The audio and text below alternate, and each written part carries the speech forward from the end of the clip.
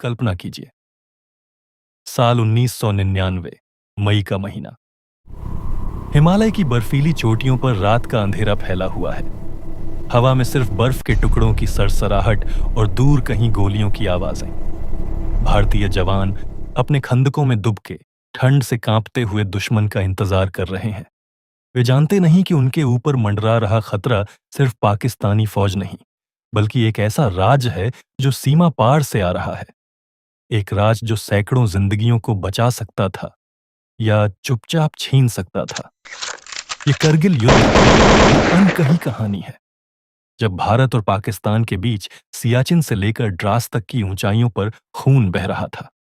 पाकिस्तानी सेना ने घुसपैठ कर ली थी। वे मिलिटेंट के वेश में टोलोलिंग, टाइगर हिल, द्रास सेक्टर की चोटियों पर कब्जा जमाए बैठे थे।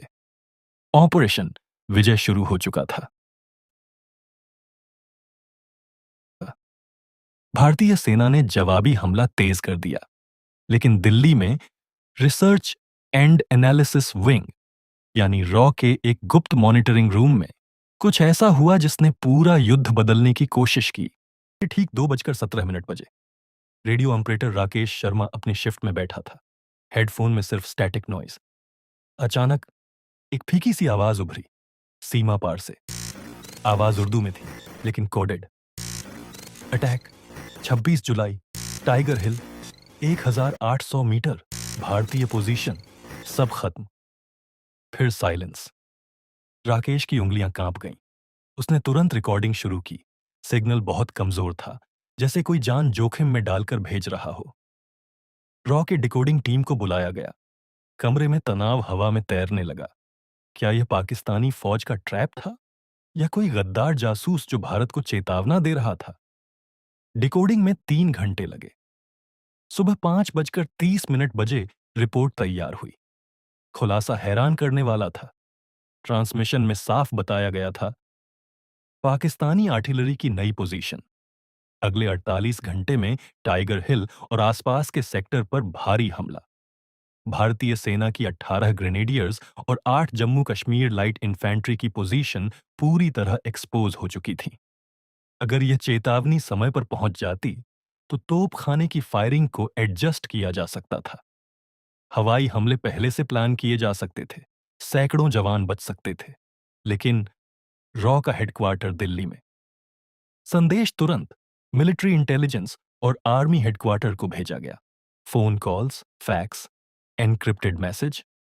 ये टॉप प्रायोरिटी है, फील्ड कमांडर तक तुरंत पहुंचाएं।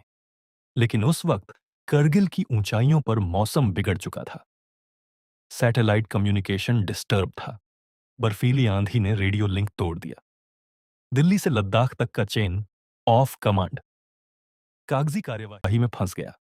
एक अफसर ने कहा, प्रोसीजर फॉलो करें। कंफर्मेशन के मैदान में 18 ग्रेनेडियर्स के कैप्टन विक्रम बत्रा और उनकी टुकड़ी टाइगर हिल की तरफ बढ़ रही थी। वे नहीं जानते थे कि दुश्मन पहले से तैयार बैठा है। रात के अंधेरे में पाकिस्तानी तोपें गड़गड़ा उठीं।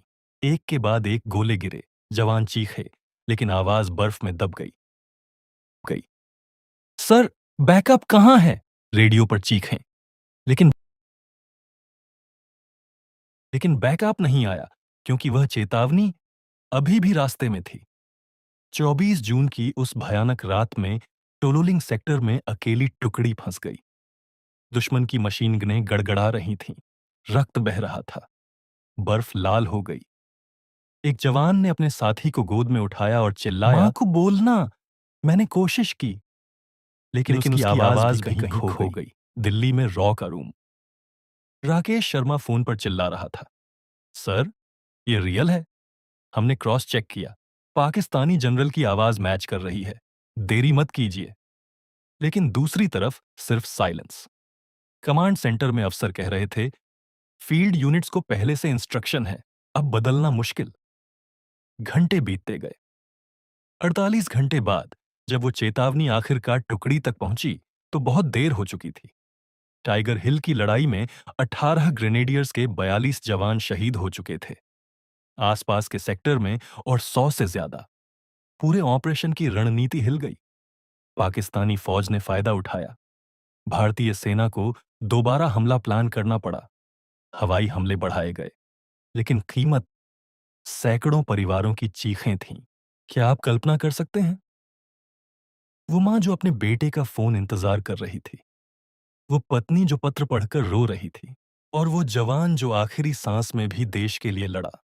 रॉ के ऑपरेटर राकेश शर्मा आज भी कहते हैं, हमने वो सिग्नल सुना था, लेकिन वो आवाज समय से पहले नहीं पहुंच सकी। युद्ध तो जीत लिया गया। 26 जुलाई 1999 को करगिल पूरी तरह मुक्त हुआ,